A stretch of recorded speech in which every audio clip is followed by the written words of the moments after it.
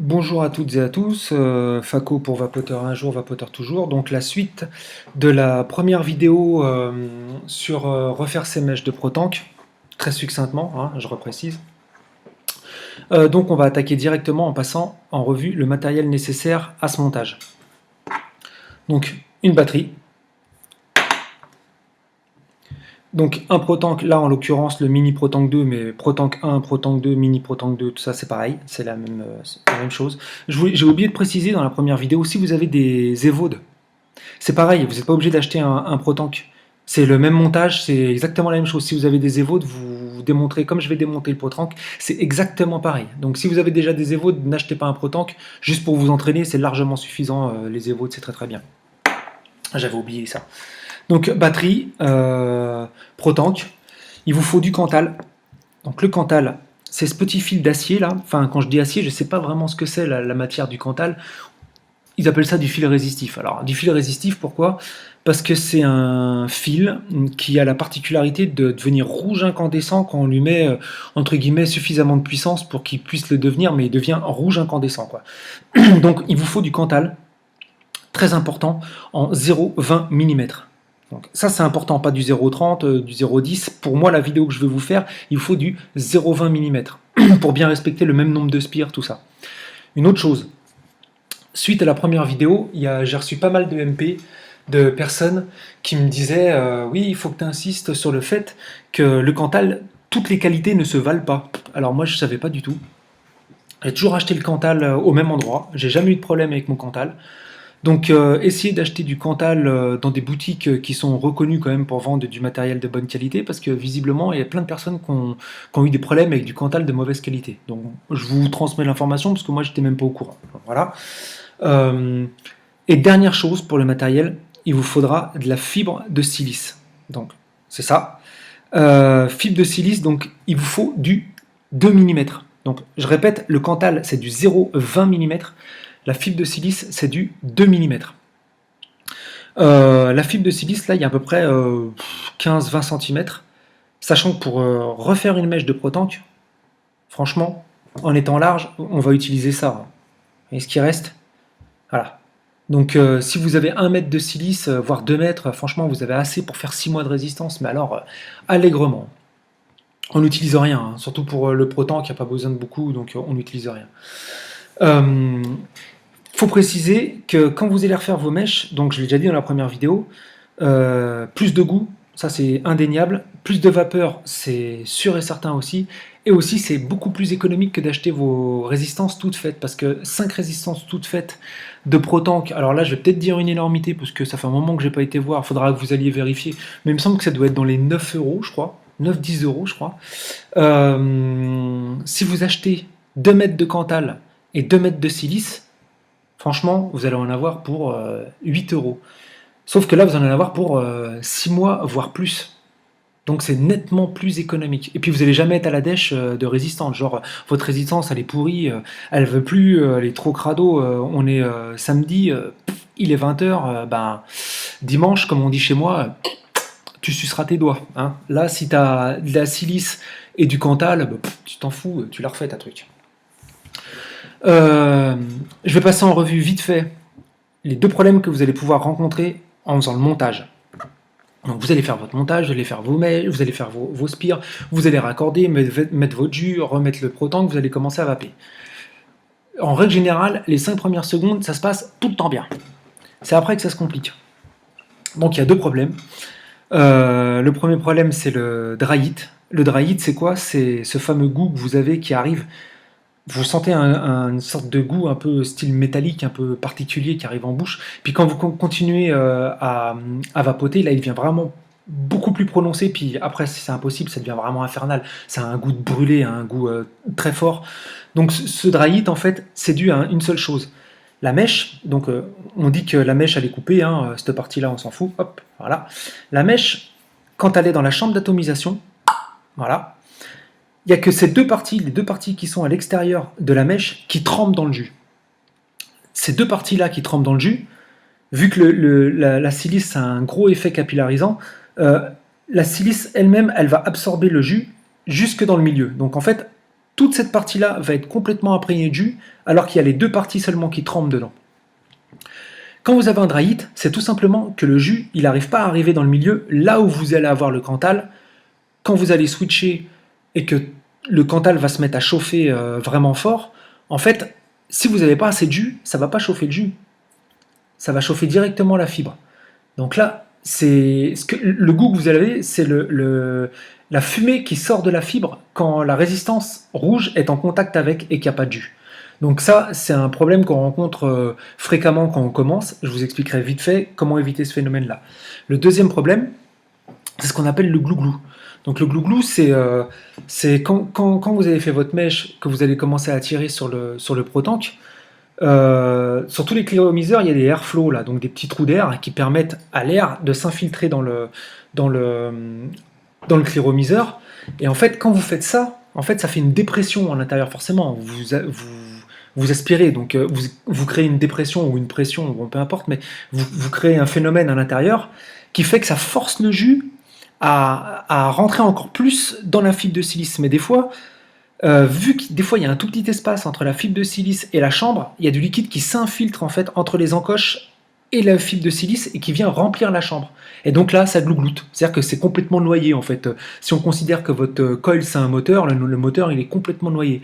Donc là, vous allez toujours avoir du goût quand vous allez switcher sur le bouton, mais vous allez plus du tout avoir de vapeur, plus du tout de heat, plus rien, quoi. Il subsistera que le goût. Et encore, c'est pas phénoménal. Donc ça c'est pareil, c'est un problème rencontré que moi j'ai rencontré mais régulièrement au tout début, je savais pas trop de quoi ça venait et c'est en comprenant en fait à force de refaire les montages que j'ai pallié à ce problème-là. Donc c'est pareil, je vous expliquerai comment on fait pour pallier à ce problème-là. Donc on se retrouve tout de suite en plan serré. Je m'excuse à l'avance d'avoir mis autant de temps à faire la vidéo parce que j'ai vraiment galéré pour le plan serré, je suis pas équipé pour ça, donc là je suis obligé de bidouiller, faire des trucs et tout. Donc je vais essayer de faire ça le mieux possible pour que ça soit assez clair sur la vidéo. Mais je m'excuse d'avance. Voilà. Désolé. Allez, on est parti pour le montage du mini ProTank. Donc vous prenez votre mini ProTank.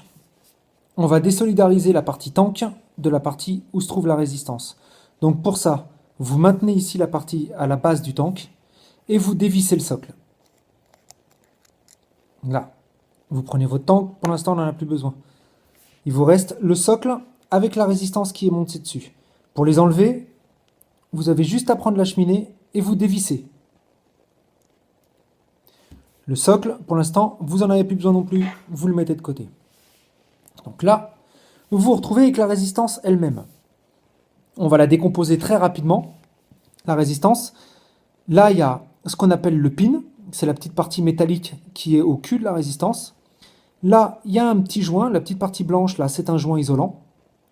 Ici, vous avez le filetage. Là, vous avez la chambre d'atomisation et vous pouvez remarquer que dans la chambre d'atomisation, on a les fameux, hop, ici et ici, on a nos petites mèches qui ressortent. C'est ces deux petites mèches-là qui trempent dans le jus et qui font que le liquide arrive à l'intérieur de la chambre d'atomisation, ce que je vous expliquais dans la première partie de la vidéo. Là, vous avez un petit joint en silicone qui sert à faire juste l'étanchéité pour le liquide. Et là, vous avez la cheminée. La cheminée, c'est juste un tube avec un trou qui permet d'accompagner la vapeur jusqu'à, entre guillemets, au tuyau qui va emmener au drip tip qui après va finir dans votre bouche. Bon voilà, c'est uniquement pour le transfert de la vapeur en fait. Donc on va tout démonter. En fait, vous allez avoir une pièce, 2 pièces, 3 pièces et 4 pièces. On va le démonter en 4. Donc pour commencer, pour enlever la cheminée, vous prenez juste votre résistance comme ça et vous forcez pour la déclipser. Alors des fois c'est un peu raide. Hop là, voilà.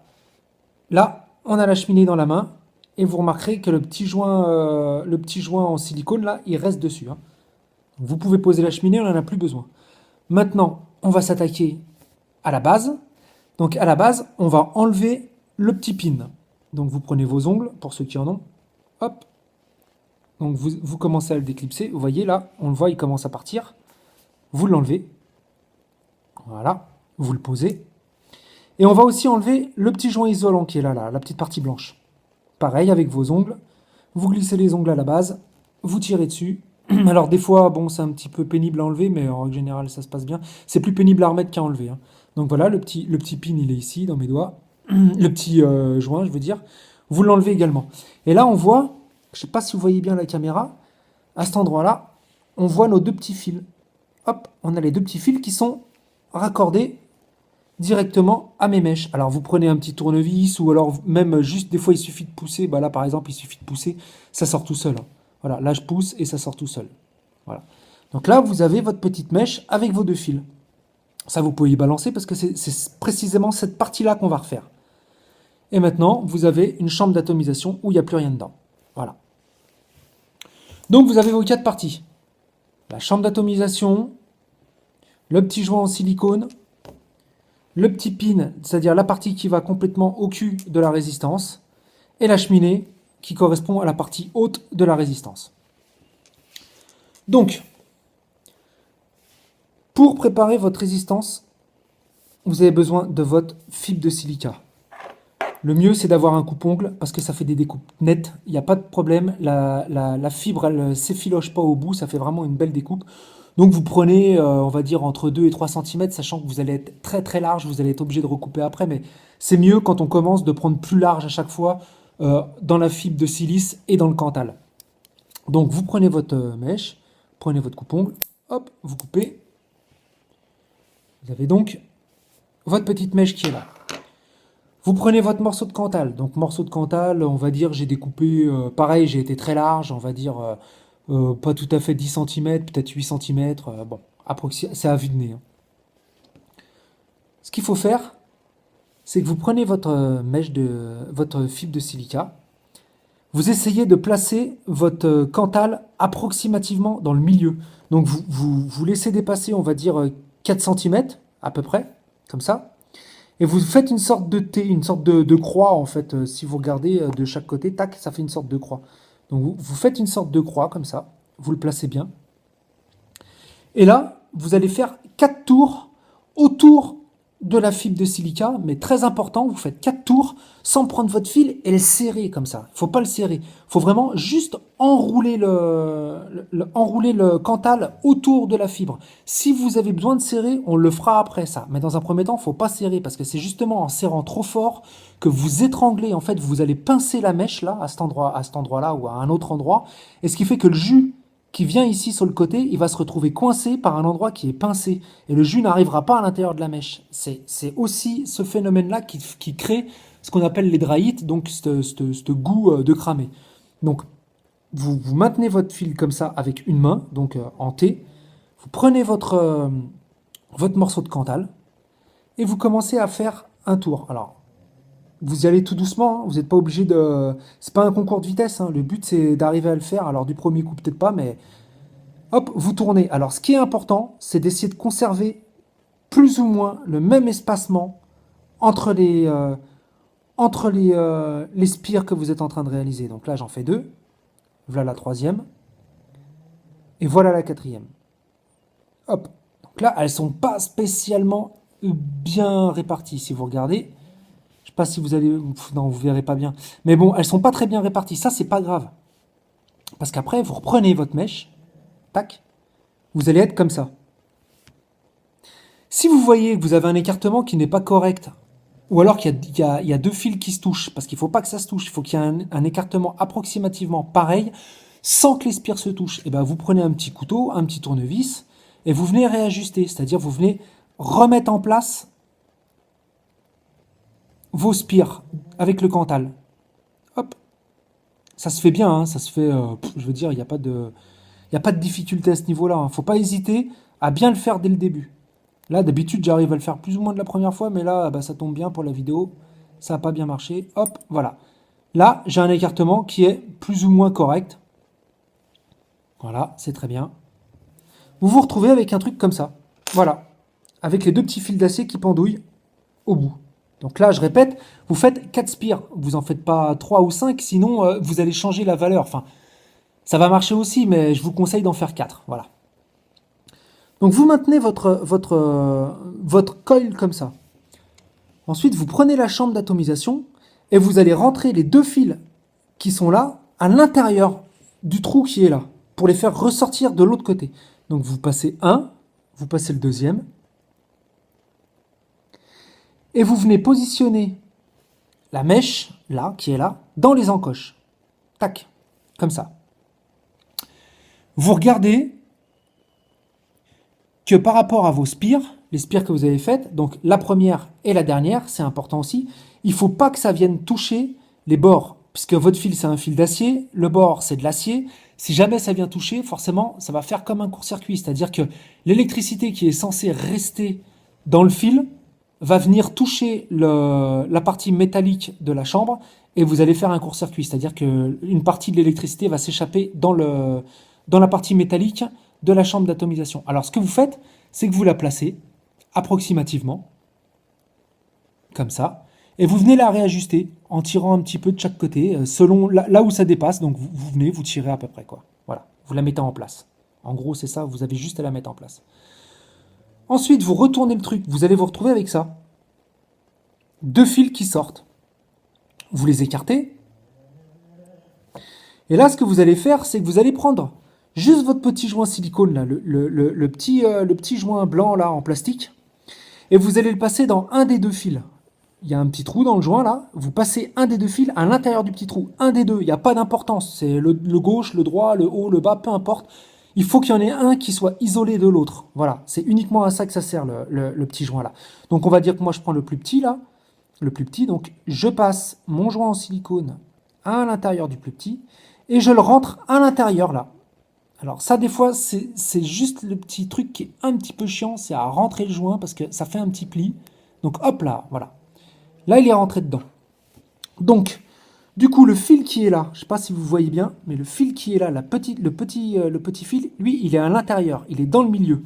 Et celui-ci, par contre, il ressort à l'extérieur. Il est coincé entre la partie où il y a le filetage et le petit joint. Donc en fait, du coup, ces deux-là, ils sont séparés. Ça vous fait un positif et un négatif qui sont bien séparés. Ensuite, vous prenez votre petit pin, là, la partie métallique, vous écartez la petite pièce, et vous venez le clipser dans le petit truc en silicone. Vous lui faites reprendre sa place d'origine. Paf, voilà, comme ça. Donc là, vous revérifiez ici que ça ne touche pas.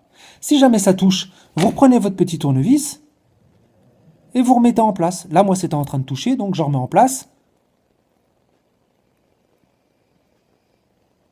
Voilà. Et là, ça ne touche plus. Maintenant, vous reprenez vos 2 fils. Vous regardez s'il faut tirer un petit coup.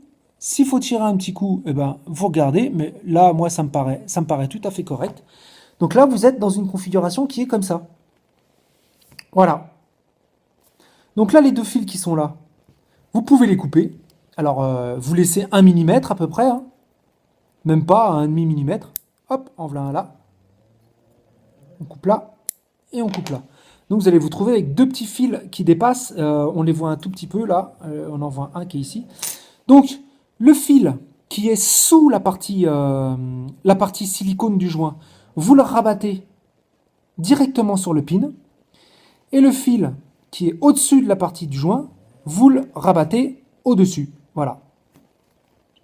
Maintenant, vous allez placer votre cheminée dessus. Et vous allez couper l'excédent de fibres qui dépasse. Et vous pouvez couper à ras, hein, parce que là, c'est ce qu'on appelle du bottom coil. Ça sert strictement à rien de laisser des mèches très longues et tout. Ça sert strictement à rien, donc vous pouvez couper à ras. Voilà. Là, vous avez votre mèche qui est prête. Une fois que vous avez fait ça, il va falloir contrôler que vous n'avez pas de faux contact. Avant de remplir votre tank, avant d'essayer de vaper, il va falloir contrôler que vous n'avez pas de faux contact. Donc vous reprenez votre résistance, vous la remontez à l'intérieur du socle, et une fois qu'elle est montée à l'intérieur du socle, vous allez redéclipser la cheminée, comme on a fait au début. Hein. Vous prenez, paf, vous redéclipsez la cheminée. Comme ça, vous pouvez contrôler directement ici.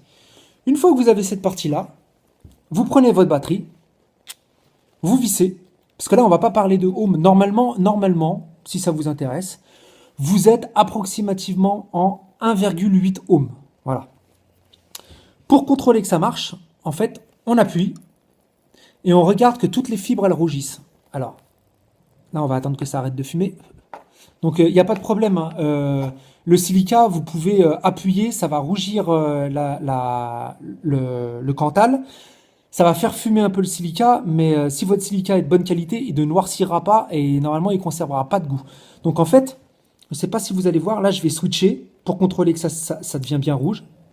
Et vous voyez bien que ça rougit. Voilà. Alors je vais me rapprocher encore un tout petit peu. Donc à partir du moment où ça rougit, c'est que c'est bon. Vous n'avez pas de court-circuit. Je veux dire, là on fait simple. Là, vous savez que vous êtes bien raccordé, il n'y a pas de problème. Donc là, maintenant vous savez que ça marche. Vous remettez votre cheminée à sa place. Vous contrôlez bien que le joint là en caoutchouc, il est bien mis en place pour pas qu'il y ait du liquide qui s'infiltre, comme je vous expliquais dans la première partie, entre votre mèche et la chambre d'atomisation. Donc là, tout paraît bien en place. Voilà, vous avez votre batterie. Vous n'avez plus qu'à remplir votre tank avec du liquide. Hop. Donc le tank avec du liquide.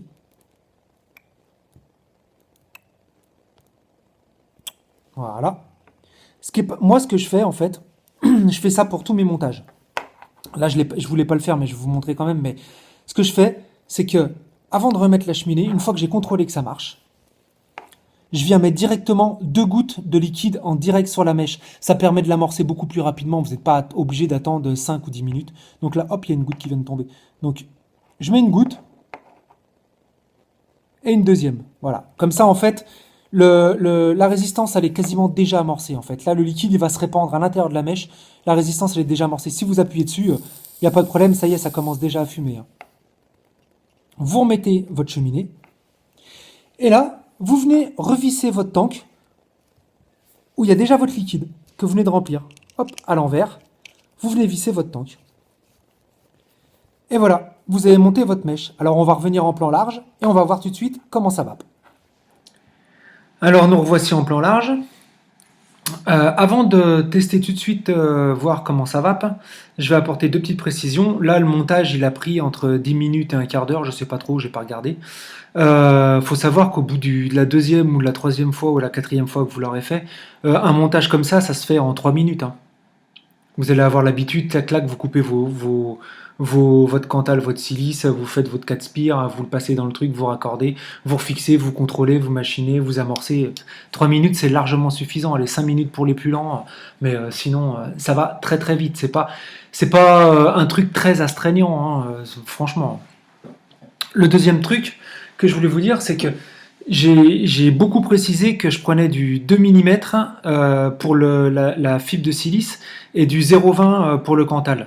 Parce que pour le ProTank, j'ai essayé plein de montages différents et en fait dans cette configuration-là, c'est très très rare que vous ayez des dry hit ou du glou-glou. Franchement, je ne sais même pas pourquoi j'ai abordé ce sujet-là, c'est vraiment pour vous expliquer que parfois ça arrive qu'on ait des désagréments, mais en règle générale avec le 2 mm et le 0,20 mm, il n'y a jamais de problème. Si jamais vous rencontrez un problème de glou-glou, le dry hit, on en a déjà parlé, c'est que vous aurez sûrement trop étranglé le Cantal, vous l'aurez trop serré autour de la fibre. Pour ce montage-là, il peut y avoir autre chose qui fait, mais dans 80% du temps, ça sera ça. Par contre, pour le glou-glou, si jamais vous voyez que vous noyez le cléromiseur, c'est qu'il y a trop de liquide qui s'infiltre. Donc il y a une solution si vous ne voulez pas tout redémonter.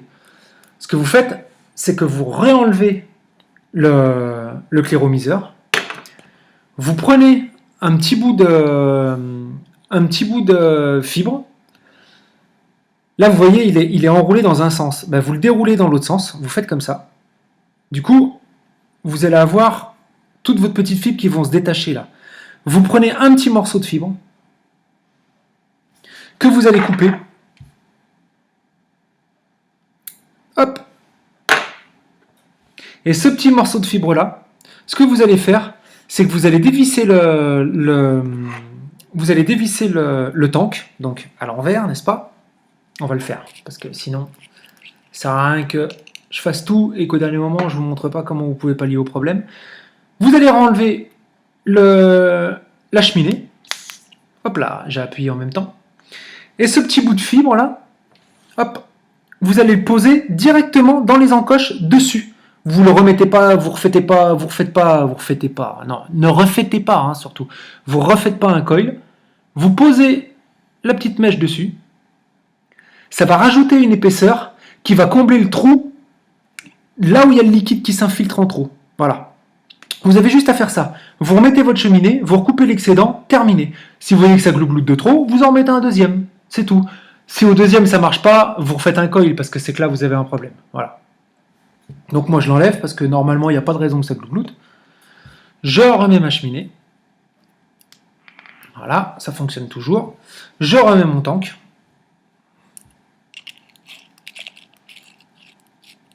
Et on va voir tout de suite ce que ça donne. Donc normalement il est déjà amorcé, hein, donc j'ai pas besoin de... Voilà. Voyons voir ça tout de suite.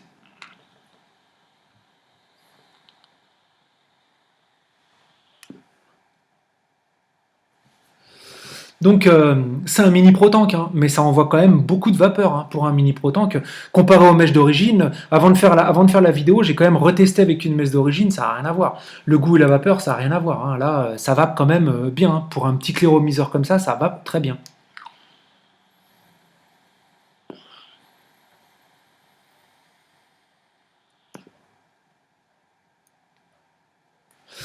Voilà. Donc j'espère que cette vidéo elle vous aura servi à quelque chose. N'hésitez pas à nous dire parce que après on va essayer de passer sur d'autres systèmes avec les microcoils coton, expliquer comment on fait le microcoil, mettre le coton, et puis après on passera sur d'autres atomiseurs qui seront là des vrais reconstructibles qui sont vraiment faits pour être reconstruits. C'est-à-dire que quand vous l'achetez, il n'y a pas de le montage n'est en fait vous avez un cléromiseur qui est vierge, donc il faut tout faire vous-même. Donc si vous avez trouvé que la vidéo elle a servi, que vous avez réussi, vous n'hésitez pas à le mettre, vous n'hésitez pas à poster. Si vous trouvez qu'il manque des trucs qu'on ne voyait pas, qu'il faut revoir la façon du plan serré, et je m'excuse encore, mais je l'ai refait au moins 6 ou 7 fois parce qu'on ne voyait rien, je l'ai fait vu du dessus, sur le côté, tout ça, on ne voyait rien. Donc là, ça m'a saoulé, je l'ai mis en face, et puis voilà, j'ai fait ça comme ça. Mais vous n'hésitez pas, hein, toutes les critiques sont constructives. Donc voilà, écoutez, j'espère que sincèrement que ça vous a servi à quelque chose, que vous allez apprécier un peu plus votre vape avec ça, avec un minimum de budget. Et je vous dis à bientôt. Allez, ciao et bonne vape!